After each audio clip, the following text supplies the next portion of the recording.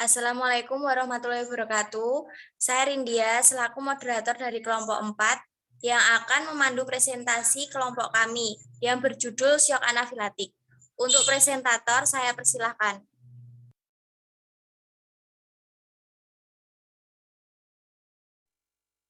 Assalamualaikum warahmatullahi wabarakatuh.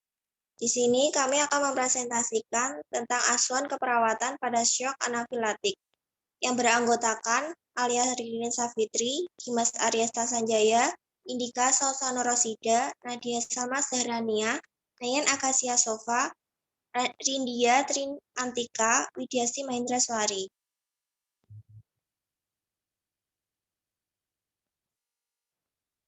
Definisi anafilaktik merupakan jenis syok distributif, adalah hasil dari reaksi hipersensitivitas segera. Ini adalah peristiwa hidup yang mengancam yang memerlukan intervensi secepatnya.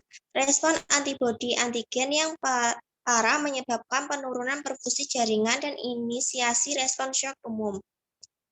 Anafilaksis merupakan reaksi alergi yang berat dan bisa mengancam nyawa dan harus selalu ditangani sebagai hal darurat medis. Anafilaksis terjadi setelah orang terpapar dari alergen, biasanya karena makanan, serangga, atau obat, yang dapat menimbulkan alergi padanya. Tidak semua orang yang terkena alergi menghadapi bahaya anafilaksis.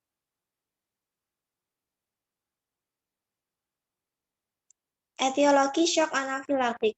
Faktor-faktor yang diduga dapat meningkatkan risiko anafilaksis adalah sifat alergen, jalur pemberian obat, dan kesinambungan paparan alergen. Golongan alergen yang sering menimbulkan reaksi anafilaksis adalah makanan, obat-obatan, sengatan serangga, dan lateks, udang, kepiting, kerang, ikan, kacang-kacangan, biji-bijian, buah beri, putih telur, dan susu adalah makanan yang biasanya menyebabkan suatu reaksi anafilaksis. Obat-obatan yang bisa menyebabkan anafilaksis seperti antibiotik, khususnya penisilin, obat anestesi, intervena, relaksan otot, aspirin, NSAID, opioid, vitamin B1, asam folat, dan lain-lain. Media intervena, transfusi darah, latihan fisik, dan cuaca dingin juga bisa menyebabkan anafilaksis.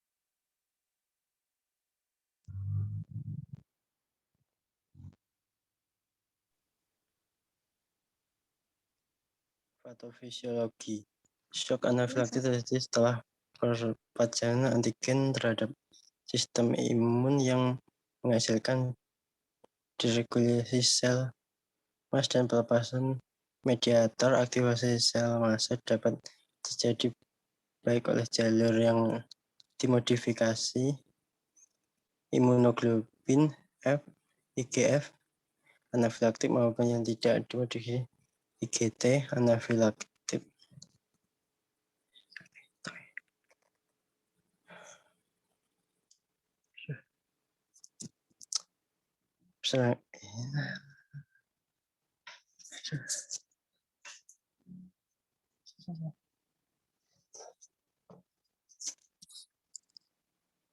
Penjatuh syok anafilaktik meliputi gigitan atau serangga obat-obatan dan makanan. Anafilaksis dapat juga bersifat idiopatik medulator glider meliputi leukosisme, tribane, dan bila di mediator menyebabkan peningkatan sekresi. Menyebabkan peningkatan sekresi mukus, peningkatan tonus otot, polus bronkus, edema saluran napas, penurunan tonus vaskular, dan kebocoran kapiler. Konstelasi mekanisme tersebut menyebabkan gangguan pernapasan dan kolap kardiovaskuler. Antigen masuk ke dalam tubuh dapat yaitu kontak langsung melalui kulit, inhalasi saluran cerna, dan melalui tusukan atau suntikan pada reaksi anafilaksis. Kejadian masuknya antigen yang paling sering adalah melalui tusukan atau suntikan. Begitu memasuki tubuh, antigen akan diikat langsung oleh protein yang spesifik seperti albumin. Hasil ikatan ini selanjutnya menempel pada dinding sel makrofag dan dengan segera akan merangsang membran sel makrofag. Untuk melepaskan sel prekursor pembentuk reagen antibodi imunoglobulin E atau reagenik IgE antibody forming vascular cell. Sel-sel prekursor ini selalu mengadakan mitosis dan menghasilkan serta membebaskan antibodi IgE yang spesifik. IgE yang terbebaskan ini akan diikat oleh reseptor spesifik yang berada pada dinding sel emas atau basofil membentuk reseptor baru yaitu FAB. Reseptor FAB ini berperan sebagai pengenal dan pengikat antigen yang sama. Proses yang berlangsung sampai di sini. Proses sensitasi. Melalui mekanisme yang berbeda, bahan yang masuk ke dalam tubuh dapat langsung mengaktifasi permukaan reseptor sel plasma dan menyebabkan pembebasan histamin oleh sel mast dan basofil tanpa melalui pembentukan IgE dan reaksi ikatan GAG. Yang proses ini disebut reaksi anafiloid yang memberikan gejala dan tanda akibat yang sama seperti reaksi anafilaksis.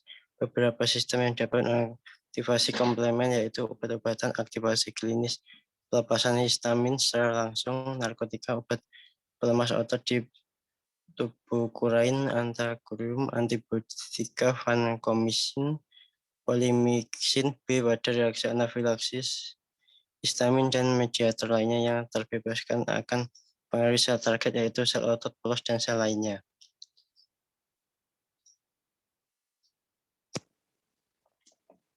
Manifestasi klinis. Menurut Rengganis 2009, anafilaksis terdiri dari kombinasi berbagai gejala yang bisa muncul beberapa detik, menit, sampai beberapa jam setelah terpapar alergen. Manifestasi klinis anafilaksis yang sangat bervariasi terjadi sebagai akibat berbagai macam mediator yang dibebaskan dari sel mastosit, jaringan, dan basofil yang memiliki sensitivitas yang berbeda pada setiap organ yang dipengaruhinya. Manifestasi klinis dari anafilaksis sangat bervariasi, yaitu dari yang bersifat ringan, sedang, sampai berat, di mana shock anafilaktik merupakan contoh manifestasi klinis yang berat. Reaksi anafilaksis dapat dilihat dalam bentuk urtikaria, angioedema, obstruksi respirasi, sampai dengan kolaps pembuluh darah. Di samping itu, terdapat pula bentuk lainnya seperti rasa takut, kelemahan, keringat dingin, bersin, rinorea, asma, rasa tersegak, disfagia, mual dan muntah, nyeri abdomen, inkontinensia, sampai dengan kehilangan sadaran. Walaupun demikian, sebab kematian utama dari anafilaksis adalah shock dan obstruksi saluran pernapasan. Obstruksi saluran pernapasan dapat berupa edema laring, bronkoplasme, dan edema bronkus. Gejala prodromal pada umumnya adalah lesu, lemah, rasa tidak enak yang sukar dilukiskan, rasa tidak enak di dada dan perut, rasa gatal di hidung dan palatum. Gejala ini merupakan permulaan dari gejala lainnya.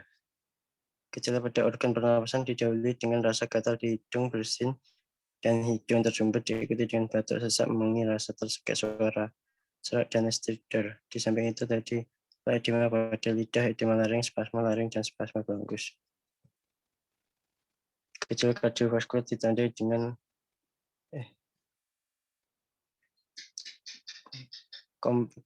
komplikasi shock. Adapun komplikasi shock anafilaktik adalah sebagai henti jantung, kardiak arrest, dan henti nafas. Bronkoplasme persisten, edema laring dapat mengakibatkan kematian, relaps jantung dan pembuluh darah, kardiovaskuler, kerusakan otak permanen akibat shock, urtikaria, dan angioedema menetap sampai beberapa bulan.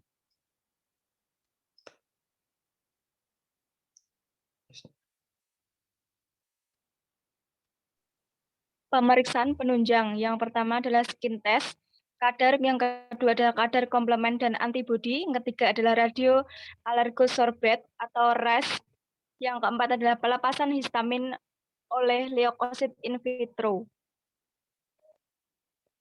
asuhan keperawatan shock anafilaksis, yaitu seorang anak perempuan berusia 18 tahun dibawa ke instalasi gawat darurat tampak lemas setelah mengonsumsi prokol kurang dari 72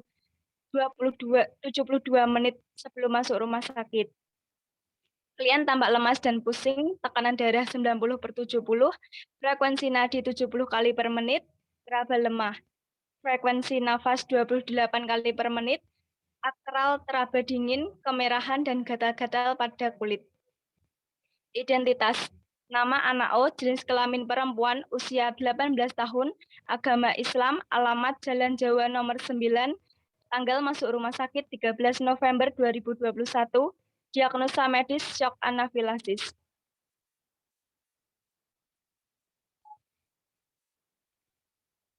Riwayat kesehatan, keluhan utama, badan lemas, pucat, sesak nafas. Riwayat kesehatan sekarang, klien mengeluhkan dada terasa sesak, badannya terasa lemas, terdapat kemerahan dan gatal-gatal pada kulit setelah mengonsumsi prokol kurang dari 72 menit sebelum masuk rumah sakit. 10 menit setelah minum obat, klien merasa badannya gatal-gatal, tidak ada mual muntah, tidak ada nyeri perut. Klien mengonsumsi obat prokol karena demam dan hidung tersumbat. Klien baru pertama kali mengonsumsi obat prokol di IGD pasien dilakukan pengukuran TTV dan didapatkan hasil tekanan darah 90/70, nadi 70 kali per menit, RR 28 kali per menit, suhu 37,2 derajat Celcius, SpO2 80%. Pasien telah dipasang nasal kanul 2 LPM, kulit pasien teraba hangat. Riwayat kesehatan dahulu, riwayat keluhan yang sama sebelumnya tidak ada. Pemeriksaan primary survey. Airway, terdapat sputum dalam jalan nafas, ada obstruksi jalan nafas, klien kesulitan bernafas, suara nafas abnormal. Breathing, terlihat pengembangan dada, teraba hembusan nafas, irama nafas tidak teratur, teraba adanya penggunaan otot bantu rongga dada, nafas cepat dan dangkal, RR 28 kali per menit. Sirkulasi, tekanan darah 90/70 mmHg, nadi 70 kali per menit, CRT lebih dari 2 detik, tidak ada bunyi jantung tambahan, akral hangat. Disability, kesadaran klien kompos mentis dengan GCS 456, keadaan umum lemah, exposure, badan demam, badan kemerahan, dan gatal-gatal.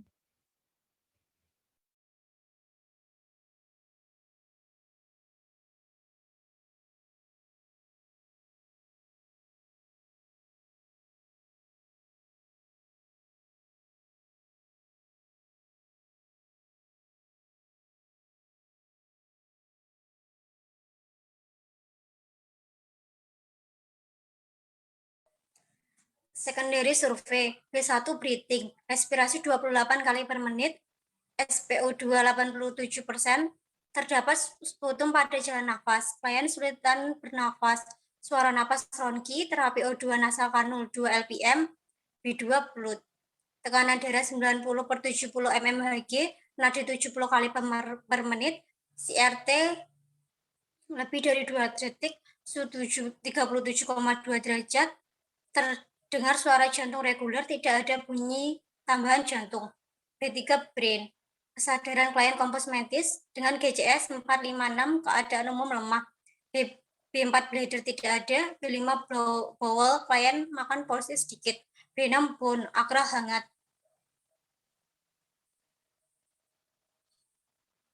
Analisa data, diagnosa subjektif, klien mengeluh sesak nafas.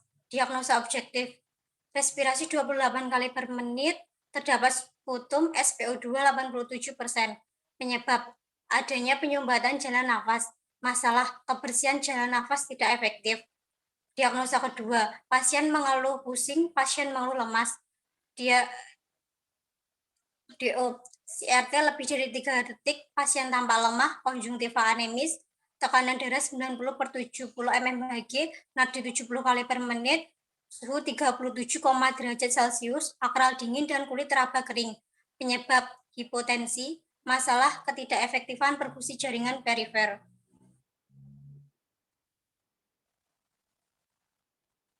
Diagnosa keperawatan 1, kebersihan jalan nafas tidak efektif berhubungan dengan adanya penyumbatan jalan nafas. Yang kedua, ketidakefektifan perfusi jaringan perifer berhubungan dengan hipotensi.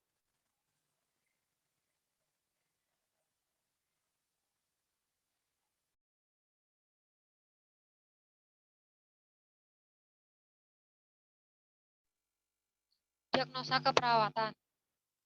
Kebersihan jalan nafas tidak efektif berhubungan dengan adanya penyumbatan jalan nafas. Tujuan. Setelah dilakukan tindakan keperawatan selama 1 kali 24 jam, maka diharapkan bersihan jalan nafas meningkatkan dengan kriteria hasil RR dalam batas normal 16-20, pola nafas normal, SPO2 95-100%. Intervensi. Observasi, identifikasi TTP, identifikasi adanya alergi. Alergen. Terapeutik, berikan posisi yang nyaman untuk meringankan sesak nafas, berikan oksigen 2 lpm. Edukasi. Ajarkan secara mencegah anafilaktik, kolaborasi dengan tim dokter dalam pemberian obat seperti antiseptik.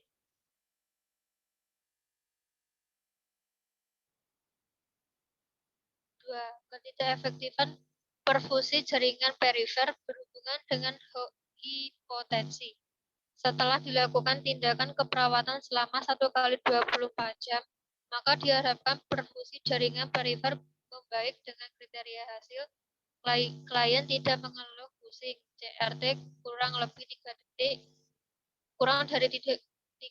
dari 3 detik, tekanan dalam batas normal. Observasi. Monitor status oksigenasi klien, periksa riwayat alergi klien, monitor adanya daerah tertentu yang hanya peka terhadap panas atau dingin. Peka terhadap monitor TTV, terapeutik, berikan NaCl melalui IV. Edukasi, jelaskan penyebab awal, tanda dan gejala shock. Kolaborasikan pemberian analgetik.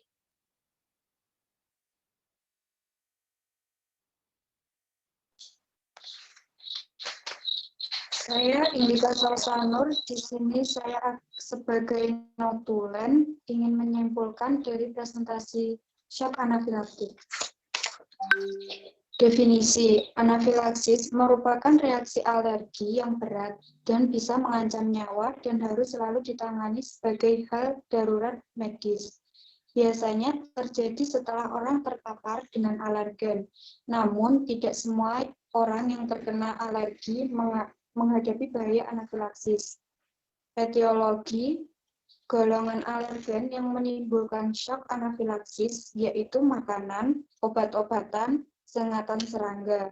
Contoh dari makanan, udang, kepiting, kacang-kacangan, biji-bijian, putih telur, dan susu. Gejala di sini dibedakan menjadi 4, dari gejala pernafasan seperti batuk, sesak, dan mengi.